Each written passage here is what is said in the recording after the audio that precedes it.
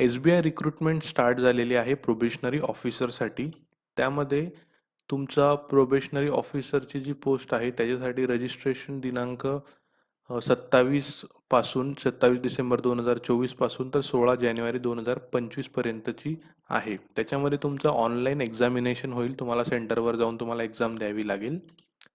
त्याच्यामध्ये असा काही टाइम टेबल तुम्हाला ऑफिशियल वेबसाईटवर आणि PDF मध्ये दिलेला आहे. त्याच्यामध्ये तुमची ऑनलाईन रजिस्ट्रेशन आणि ॲप्लिकेशनची फी आहे ती 16 तारखेपर्यंत तुम्हाला भरायची आहे. त्याच्यानंतर तुमचे 3 फेजेसमध्ये एक्झाम होतील. प्रत्येक फेजची तुम्हाला इथे चार्टमध्ये डेट दिसूनच जाईल, तर तुम्ही पॉज करून ते बघू शकतात. त्याच्यानंतर एलिजिबिलिटीची जी एज आहे ती 20 पासून तर 30 पर्यंतची आहे. ही डेट जी तुम्हाला दिली आहे 1/4/2004 ते त्याच्यावर जर असेल तर तुम्ही इलिजिबल नसणार आहेत. 2/4/1994च्या मागे जर तुमची डेट असेल 94च्या खाली तर तरीही तुम्ही इलिजिबल नसणार आहे. जर 30च्या वर तुमची एज असेल आणि तुम्ही OBC मध्ये असाल तर तुम्हाला 3 वर्षाचा रिलॅक्सेशन दिलेला आहे. SC ST मध्ये असाल तर 5 वर्षाचं आणि बाकीच्या कॅटेगरीजमध्येही तुम्हाला दिलेलं आहे. तुम्ही चार्टमध्ये बघू शकतात.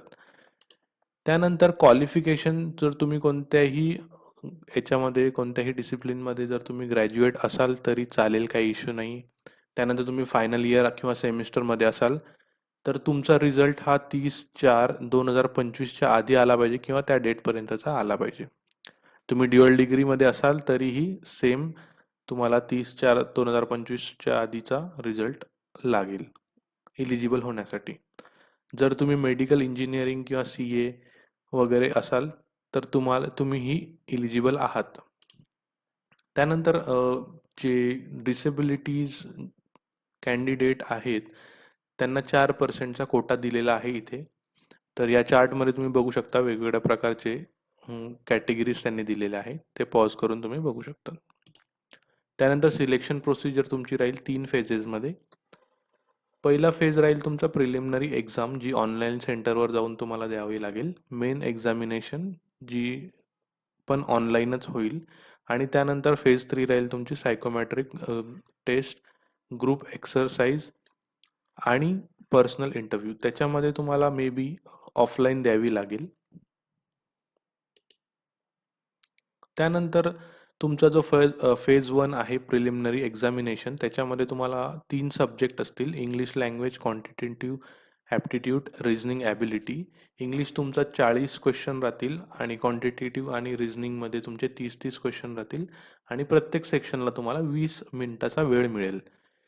तो तुमचा टोटल 1 तासाचा पेपर असेल आणि 100 मार्काचा तुमचा पेपर असेल. त्यानंतर तुमचा फेज 2 आहे मेन एक्झामिनेशनचा. त्याच्या आधी तुम्हाला फेज 1 मध्येही नेगेटिव्ह मार्किंग असेल आणि फेज 2 मध्येही नेगेटिव्ह मार्किंग असेल. प्रत्येक आन्सर जर चुकलं तुमचं तर त्याच्यामध्ये तुम्हाला 1/4 तुमचा मार्क्स कट होतील, म्हणजेच 0.25 कट होतील. म्हणजेच 4 क्वेश्चन तुमचे चुकले तर तुमचा 1 मार्क कट होईल. त्यात तुम्हाला मेन एक्झामिनेशन फेज 2 मध्ये ऑब्जेक्टिव्ह टेस्ट राहील तुमची, जी तुमची 200 मार्काची असेल. त्यानंतर त्याच्यामध्ये वेगवेगळे तुमचे सेक्शन्स 4 सेक्शन्समध्ये त्याला डिवाइड केले. Reasoning, computer aptitude, data analysis and interpretation, general awareness, English language. तर तुमचं रिझनिंग फर्स्ट टेस्ट जी असेल ती 40 मार्काची असेल, 50 मिनिटाची. डेटा ॲनालिसिस सेकंड जी टेस्ट असेल तुमची 30 मार्काची, 60 मार्क्स त्याच्यात असेल. 30 क्वेश्चन्स आणि 60 मार्क्स असतील 45 मिनिटासाठी. तिसरं असेल general awareness, economy, banking knowledge, जी 60 क्वेश्चन त्याच्यामध्ये असतील आणि 60 मार्काची असेल 45 मिनिटासाठी. त्यानंतर इंग्लिश लँग्वेज तुमची असेल टेस्ट 4. त्याच्यामध्ये तुमचा 40 क्वेश्चन्स असतील 20 मार्कासाठी आणि 40 मिनिटाचा तुमचा ड्युरेशन राहील. टोटल तुमचा 3 तासाचा पेपर असेल 200 मार्कासाठी आणि 170 तुमचे टोटल क्वेश्चन्स असतील. त्याच्यानंतर एक तुमचा डिस्क्रिप्टिव्ह पेपर सुद्धा असेल. त्याच्यामध्ये कम्युनिकेशन स्किल्स तुमच्या बघितल्या जातील, ईमेल रिपोर्ट्स आणि सिच्युएशन ॲनालिसिस, प्रिसाइज रायटिंग वगैरे बघितलं जाईल. 50 मार्काचा असेल आणि 30 मिनिटासाठी असेल. तर असे तुमचे टोटल फेज 2 मेन एक्झामिनेशनसाठी बोललं गेलं तर 250 मार्क्स राहतील. त्यानंतर तुमची फेज 3 राहील, ज्याच्यामध्ये तुमचा ग्रुप एक्सरसाइजला 20 मार्क आणि इंटरव्ह्यूला 30 मार्क्स राहतील आणि टोटल तुमचे 50 मार्क या फेज 3 मध्ये असतीलच आणि सायकोमॅट्रिक टेस्ट ही याच्यामध्ये इन्क्लुडेड आहे.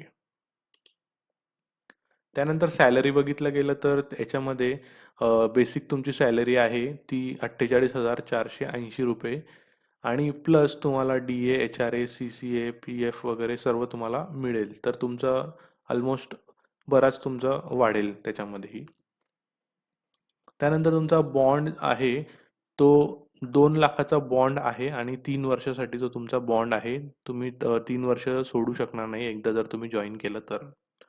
त्यानंतर तुमचा प्रोबेशन पिरियड 2 वर्षाचा असेल. तुमची application fee open unreserved category EWS OBC कॅन्डिडेट्सला तुम्हाला 750 रुपये असेल आणि SC ST PWBD कॅन्डिडेट्सला तुमची नील असेल म्हणजे नसेल फी.